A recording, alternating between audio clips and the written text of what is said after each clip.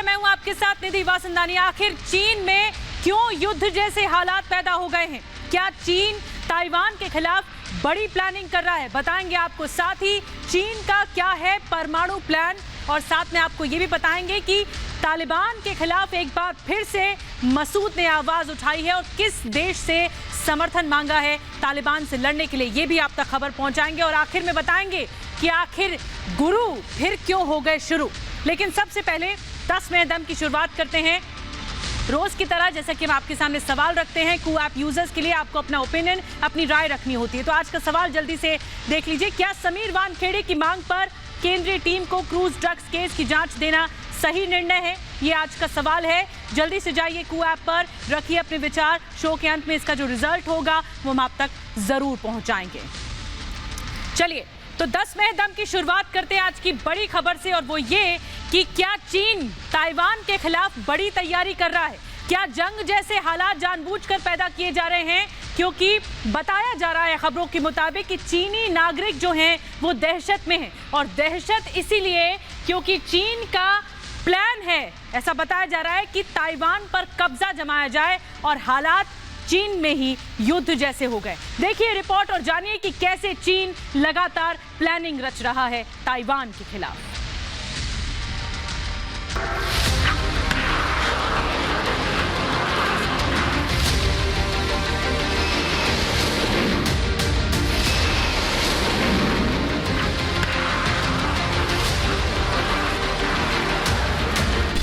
क्या ताइवान पर हमला करने वाला है चीन?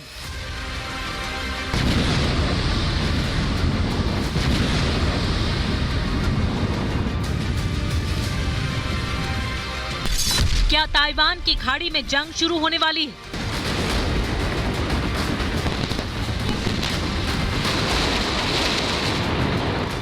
वैसे तो चीन पिछले कई दशकों से ताइवान को अपना हिस्सा बताता रहा है। दोनों देशों के बीच हमेशा तनाव रहता है, लेकिन पिछले कुछ दिनों से ये तनाव चरम पर पहुंच चुका है। चीन कह चुका है कि वो ताइवान को अपना हिस्सा बनाकर रहेगा, और अब चीन की सरकार के एक निर्देश ने इस आशंका को और बढ़ा दिया है कि चीन और ताइवान में कभी भी युद्ध छिड़ सकता है। खबरें हैं कि चीनी सरकार के एक निर्देश के बाद चीन में अफरा तफरी मची हुई है। चीन ने अपने नागरिकों को घरों में आवश्यक वस्तुओं को जमा करने की सलाह दी है। सरकार की सलाह के बाद लोगों में घबराहट है। लोग रोजमर्रा के सामान जुटाने में लग गए हैं। सोशल मीडिया पर ताइवान से जंग समेत तमाम अटकलें चल रही हैं। सरकार के इस निर्देश के बाद चीन में राशन, नमक, चीनी, मिट्टी के तेल की खरीद में काफी उछाल देखा जा रहा है। बताया जा रहा है कि चीन के कई हिस्सों में दैनिक उपयोग की कई वस्तुओं की किल्लत भी हो गई है। हालांकि चीन ने लोगों को आवश्यक वस्तुओं को जमा करने को लेकर जो नोटिस जारी किया है, उसमें कहीं भी इस फैसले के पीछे का कारण नहीं बताया है। इसीलिए आशंका और बढ़ गई है। लोगों को ये डर लग रहा है कि कहीं चीनी सरकार युद्ध के लिए तैयार रहने को तो नहीं कह रही। लगातार बढ़ रहा तनाव। ताइवान की खाड़ी में चीन और ताइवान के बीच बढ़ता जा रहा है तनाव। चीनी राष्ट्रपति खुद कह चुके हैं कि वो शांतिपूर्ण तरीके से ताइवान को अपने में मिला लेंगे। इसे चीन की बड़ी धमकी के रूप में देखकर ताइवान ने भी युद्ध की तैयारी का ऐलान कर दिया। चीन और ताइवान के इस झगड़े में अमेरिका का ताइवान को साथ है, जिससे चीन तिलमिलाया हुआ है। ताइवान की खाड़ी के आसपास अमेरिकी युद्धपोत तैनात हैं। इनसे निपटने के लिए चीन ने अपने सबसे खतरनाक H-6N बॉम्बर्स तैनात कर दिए हैं, जो मिसाइल तक दाग सकते हैं। पूरी दुनिया चिंतित है कि कहीं ताइवान की खाड़ी में जंग न छिड़ जाए। ये जंग तो ताइवान पर कब्जे को लेकर होगी, लेकिन आमने सामने हो जाएंगे चीन और America. Bureau report, Republic Bharat. इस बीच पेंटागन ने भी रिपोर्ट जारी कर दी है, और जिसकी वजह से चीन बौखलाया हुआ है। चीन चिढ़ा हुआ है अमेरिका से, क्योंकि पेंटागन की इस रिपोर्ट में कहा गया है कि चीन अपने परमाणु हथियारों को लगातार बढ़ा रहा है, और साथ ही साथ जो लाइन ऑफ एक्चुअल कंट्रोल है LAC पर ऑप्टिक फाइबर की लाइनें भी बिछा रहा है। तो ये एक बड़ा खुलासा हुआ है पेंटागन की रिपोर्ट के जरिए।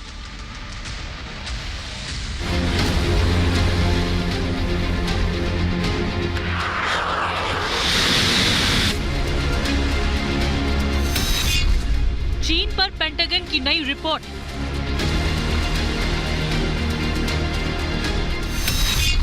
परमाणु हथियार बढ़ा रहा चीन। पेंटागन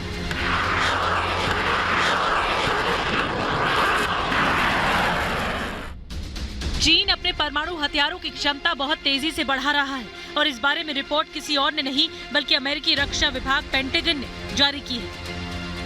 इस रिपोर्ट के बाद एक बार फिर चीन के हथियारों और उसकी मंशा पर सवाल उठने लगे हैं। आपको बता दें कि इस रिपोर्ट में क्या कहा गया है।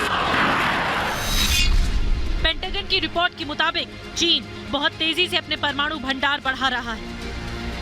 रिपोर्ट के मुताबिक 6 साल के भीतर चीनी परमाणु हथियारों की संख्या बढ़कर 700 हो सकती है, जो 2030 तक 1000 से भी ऊपर पहुंच जाएगी।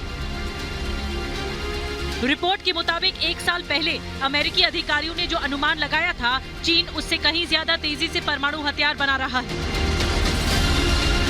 1 साल पहले तक यह अनुमान था कि चीन के पास करीब 200 परमाणु हथियार हैं, जिसके इस दशक के अंत तक दोगुना होने की संभावना है। लेकिन पेंटागन की नई रिपोर्ट के मुताबिक ये दोगुने से कहीं ज्यादा हो जाएंगे। रिपोर्ट में चीन के साथ खुले तौर पर संघर्ष का सुझाव नहीं दिया गया है। वहीं ताइवान को लेकर चीन के रवैये पर भी अमेरिकी अधिकारियों ने चिंता जताई है। हिमालय में चीन का फाइबर ऑप्टिक नेटवर्क। इस रिपोर्ट में यह भी बताया गया है कि 2020 में LAC पर भारत से सीमा पर गतिरोध के दौरान चीन ने हिमालय के दूरदराज के इलाकों में फाइबर ऑप्टिक नेटवर्क भी स्थापित किया है। LAC पर हुए टकराव के चलते चीनी सेना ने सीमा पर बड़ी संख्या में सैनिकों की तैनाती भी की है। अमेरिकी रिपोर्ट से बौखलाया चीन। पेंटागन की इस रिपोर्ट पर चीन ने तीखा पलटवार किया है। चीन ने अमेरिकी रिपोर्ट को पूर्वाग्रह से भरा बताया है। चीन ने अमेरिका पर सुरक्षा के साथ खिलवाड़ करने का आरोप लगाया है। पेंटागन की ये रिपोर्ट दिसंबर 2020 तक जुटाई गई जानकारी पर आधारित है। लेकिन गौर करने वाली बात यह है कि उसके बाद चीन हाइपरसोनिक मिसाइलों का परीक्षण कर चुका है और अंतरिक्ष से दागने वाली मिसाइल का भी, जिसने अमेरिकी चिंता बढ़ा दी है। Bureau report, Republic Bharat. इस बीच आपको एक बार फिर अफगानिस्तान की लड़ाई की तरफ रुख करना होगा और आपको बताएं कि अहमद मसूद लगातार डटे हुए हैं। तालिबान के खिलाफ लगातार ये युद्ध जारी है पंजशीर के लड़ाकों का। और जो पंजशीर के नेता हैं अहमद मसूद, बताया जा रहा है कि वो इन दिनों तजाकिस्तान में है।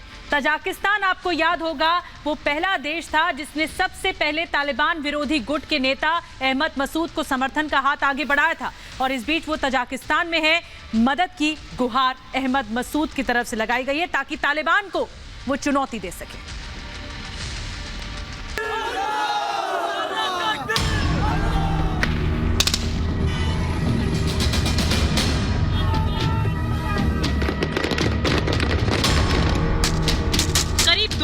अफगानिस्तान में तालिबान और पंजशेर के लड़ाकों में जंग जारी है।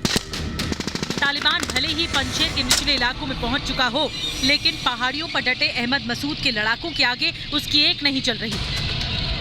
अब खबर ये आ रही है कि तालिबान विरोधी मोर्चा यानी Afghan national resistance front Taliban से जंग में दूसरे देशों से मदद मांग रहा है। और खबर आई है कि इसके लिए खुद अहमद मसूद इसके लिए पड़ोसी देश ताजिकिस्तान गए।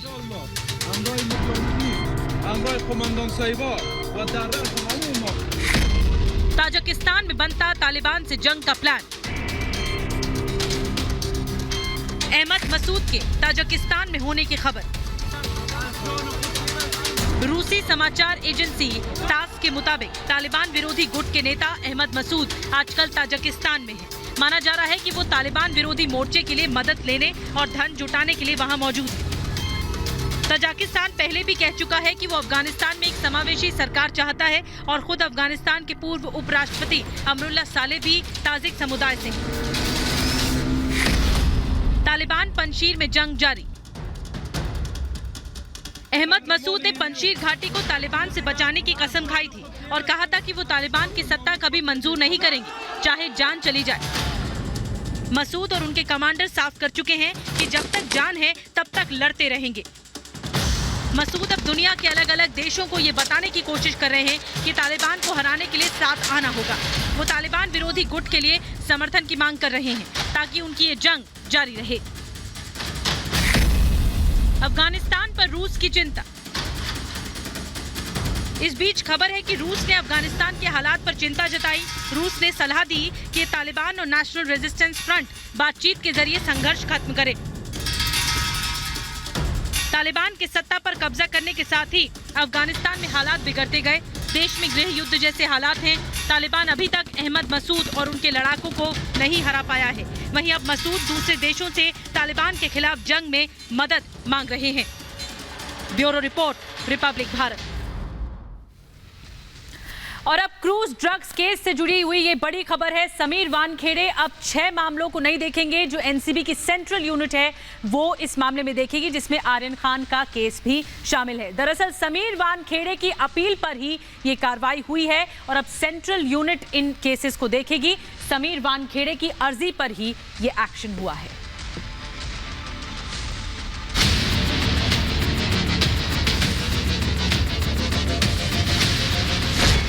नारकोटिक्स कंट्रोल ब्यूरो की मुंबई टीम अब आर्यन खान केस की जांच नहीं करेगी। क्रूज ड्रग्स केस समेत 6 ऐसे केस हैं जिनकी जांच अब दिल्ली एनसीबी की टीम करेगी। वरिष्ठ पुलिस अधिकारी संजय सिंह के नेतृत्व में सेंट्रल जोन की टीम जांच करेगी। मुंबई जोन के एनसीबी डायरेक्टर समीर वानखेड़े ने खुद अपील की थी कि इन मामलों की जांच केंद्रीय टीम से कराई जाए। मुंबई में ही रहेंगे वानखेड़े। केस से हटाया नहीं गया वानखेड़े।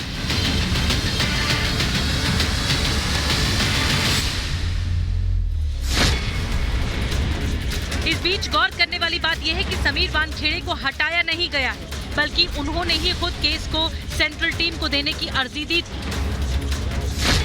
वानखेड़े ने कहा है कि उन्हें जांच से हटाया नहीं गया है। अदालत में उनकी याचिका थी कि मामले की जांच किसी केंद्रीय एजेंसी से की जाए। इसीलिए आर्यन खान मामले की जांच अब दिल्ली एनसीबी कर रही है। जिन केसेस की जांच सेंट्रल टीम करेगी उनमें आर्यन खान, समीर खान, अरमान कोहली, इकबाल कास्कर, कश्मीर ड्रग केस और एक अन्य केस शामिल है। एनसीबी के डीजी के हस्तक्षेप करने के बाद अब ये सारे मामले एसआईटी को दे दिए गए हैं और इस पूरे इन सभी मामलों की जांच एसआईटी करेगी, जिसको सीनियर पुलिस अधिकारी संजय सिंह हेड करेंगे। देखना ही होगा कि इस पूरे मामले की जांच, बाकी सभी मामलों की जांच किस तरह से एनसीबी अब आगे करती है। इस बारे में एनसीबी ने भी बयान जारी किया है। एनसीबी के मुताबिक इस केस के राष्ट्रीय अंतर्राष्ट्रीय लिंक ढूंढने के लिए ऐसा किया गया है। किसी भी अधिकारी को हटाया नहीं गया है। जो जहां है उसी क्षमता के साथ बना रहेगा। एनसीबी पूरे देश में एकीकृत एजेंसी की तरह काम करती है। इस बीच एनसीबी नेता नवाब मलिक ने ट्वीट किया कि ऐसे करीब 26 केस हैं जिनकी जांच होनी चाहिए। ये तो सिर्फ शुरुआत है। हालांकि ये साफ है कि समीर मुंबई में एनसीबी के जोनल डायरेक्टर बने रहेंगे। उन्हीं की याचिका पर आर्यन खान समेत 6 केस एनसीबी की केंद्रीय टीम को दिए गए हैं। Bureau report, Republic Bharat. चलिए खबरों में आगे बढ़ेंगे। गुरु एक बार फिर से शुरू हो गए। जी हां, नवजोत सिंह सिद्धू एक बार फिर से सुर्खियों में है और इस बार वजह यह है कि तेवर थोड़े सिद्धू के नरम पड़े हैं। उन्होंने अपना इस्तीफा कांग्रेस अध्यक्ष पद से वापस ले लिया है, जो इस्तीफा उन्होंने 28 सितंबर को दिया था। अब सिद्धू ने तेवर तो नरम किए हैं, लेकिन चन्नी सरकार के सामने कई सवाल खड़े कर दिए हैं और शर्तें भी लगा दी। क्या है वो शर्त जो सिद्धू ने चन्नी सरकार के सामने रखी? आइए आपको दिखाते हैं।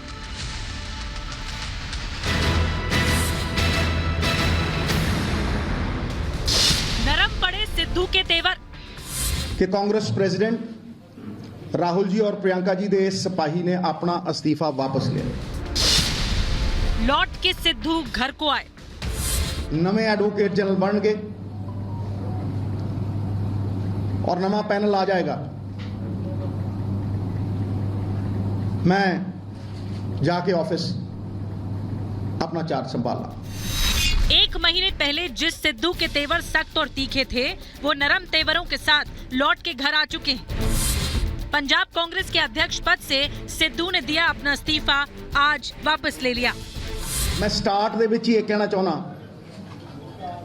कि कांग्रेस प्रेसिडेंट राहुल जी और प्रियंका जी दे सिपाही ने अपना अस्तीफा वापस लिया। I have taken back my resignation. Sidhu ने अपना इस्तीफा वापस तो ले लिया, लेकिन पंजाब की चन्नी सरकार के सामने शर्त भी रख दी। सिद्धू ने कहा कि पंजाब में नया एजी यानी एडवोकेट जनरल आ जाएगा तो वो अपनी जिम्मेदारी फिर संभाल लेंगे। नवे एडवोकेट जनरल बन गए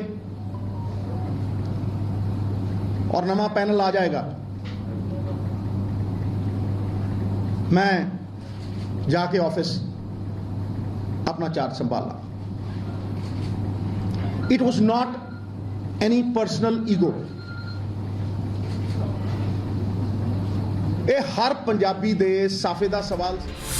सिद्धू ने इस्तीफा तो वापस ले लिया, लेकिन पंजाब की चन्नी सरकार पर सवाल खड़े कर दिए और अब भी अपनी मांगों पर अड़े हुए हैं। सिद्धू का कहना है कि जिन एजी और डीजी को नियुक्त किया गया वो बेअदबी के मामले में निष्पक्ष जांच नहीं कर पा रहे हैं। सिद्धू ने जोर देकर कहा कि कांग्रेस की सरकार राज्य में बनी ही इसलिए थी कि ड्रग्स और बेअदबी के मामलों की जांच ठीक से हो पाए, लेकिन अब तक कैप्टन ने कुछ नहीं किया, लेकिन मुख्यमंत्री चन्नी से आस है। Bureau report, Republic Bharat. और वक्त आ चुका है अब आपके सवाल का जवाब देने का। शो की शुरुआत में हमने आपसे सवाल पूछा था कि आज का सवाल ये था कि क्या समीर वानखेड़े की मांग पर केंद्रीय टीम को क्रूज ड्रग्स केस की जांच देना सही निर्णय है? ये आज का सवाल था। आपने अपनी राय रख ली है, जिसके मुताबिक जो नतीजे हैं 91% लोगों का जवाब हाँ में है और 9% लोगों का जवाब ना में है। तो इसी के साथ आज 10 में है दम में बस इतना ही।